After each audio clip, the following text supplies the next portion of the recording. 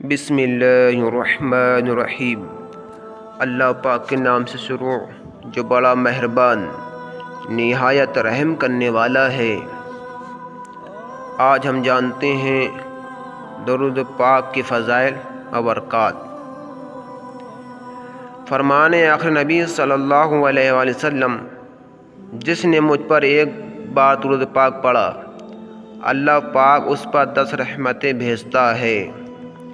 حضرت شیخ ابو عبداللہ رساع رحمۃ اللہ تعالی فرماتے ہیں، رحمت انعام کو کہتے ہیں۔ اس روایت کا مطلب یہ ہے کہ اللہ پاک دنیا و آخرت میں بندے کو مسلسل انعامات سے نوازتا ہے۔ قاضی ابو عبداللہ سکاکی رحمۃ اللہ تعالی علیہ فرماتے ہیں، اللہ کریم کی ایک رحمت دنیا اور جو کچھ دنیا میں ہے اس سے بہتر ہے، تو تم اس کے بارے میں کیا گمان کرتے ہو جس سے اللہ کریم 10 رحمتوں سے نوازے۔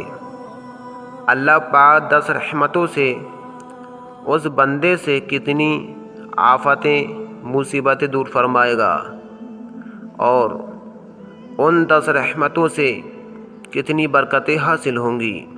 شیخ ابو عطا اللہ رحمۃ اللہ تعالی فرماتے ہیں، اللہ کریم جس پر ایک رحمت نازل فرمائے گا وہ اس کی دنیا و آخرت کے سبب معاملات میں کفایت کرے گی، تو جس پر 10 رحمتیں نازل ہوں اس کا کیا عالم ہوگا۔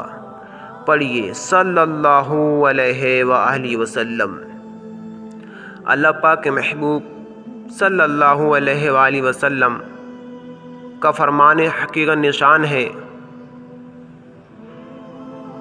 تمہارے دنوں میں سب سے افضل دن جمعہ ہے۔ اس دن حضرت آدم علیہ السلام پیدا ہوئے، اسی میں ان کی روح مبارکہ قبض کی گئی، اسی دن سور پھونکا جائے گا اور اسی دن ہلاکت طاری ہوگی، لہذا اس دن مجھ پر درود پاک کی کثرت کیا کرو، کیونکہ تمہارا درود پاک مجھ تک پہنچایا جاتا ہے۔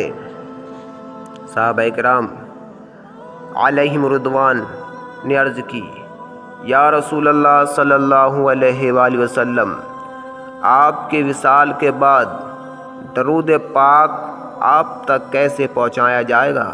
ارشاد فرمایا کہ اللہ پاک نے انبیاء کرام علیہ السلام کے اجسام یعنی جسم کو زمین پر کھانا حرام فرمایا ہے۔ صلی اللہ تعالی علیہ وسلم۔ قل صراط پر نور۔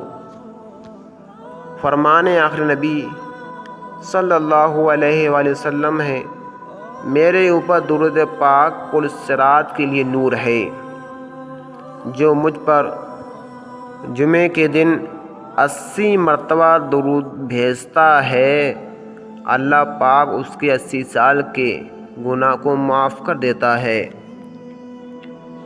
جمعے کے دن 1000 بار درود پاک پڑھنے کی فضیلت۔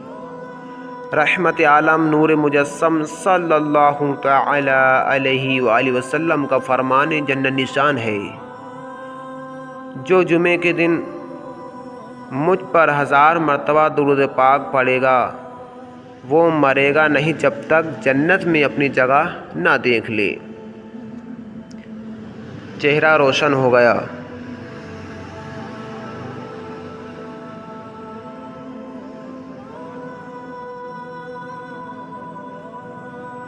آئیے چلتے چلتے آپ کو ایک واقعہ بھی بتاتے چلتے ہیں۔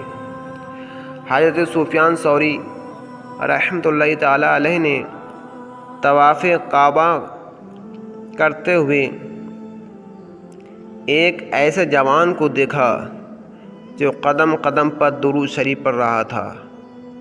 سفیان ثوری کہتے ہیں، میں نے کہا اے نوجوان، تم تسبیح و تہلیل سبحان اللہ لا الہ الا اللہ چھوڑ کر صرف درود شریف ہی پڑھ رہے ہو، کیا اس کی کوئی خاص وجہ ہے؟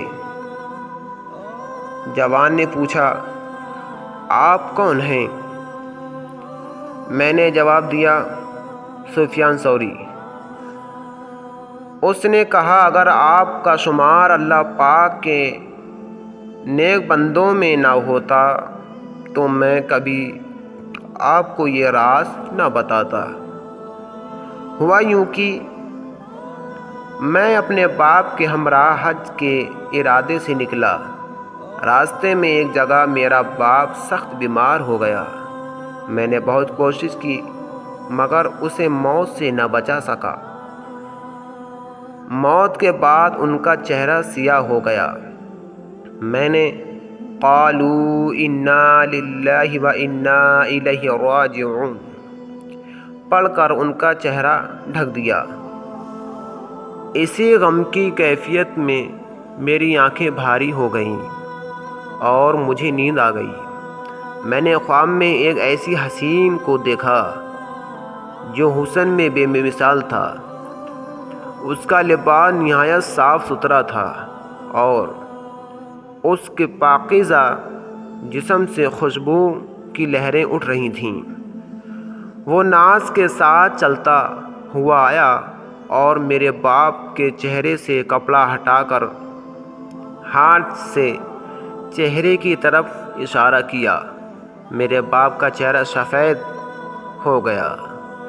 جب وہ واپس تشریف لے جانے لگے تو میں نے دامن تھام کر عرض کی، اللہ پاک کے نیک، آپ کے طفیل اس غریب البطنی میں میرے باپ کی آبرو رکھ لی۔ آپ کون ہیں؟ انہوں نے فرمایا، تم مجھے نہیں پہچانتے، میں صاحب قرآن اللہ کا نبی محمد بن عبداللہ ہوں صلی اللہ علیہ وآلہ وسلم۔ تیرا باپ اگرچہ بہت گناہ گار تھا مگر مجھ پر کثرت سے درود بھیجتا تھا۔ جب اس بات پر مصیبت نازل ہو گئی تو اس نے مجھ سے مدد طلب کی اور میں ہر اس شخص کا جو مجھ پر کثرت سے درود بھیجتا ہے فریاد سننے والا ہوں۔ جوان نے کہا، اس کے بعد اچانک میری آنکھ کھل گئی۔ میں نے دیکھا میرے باپ کا چہرہ سفید ہو چکا ہے۔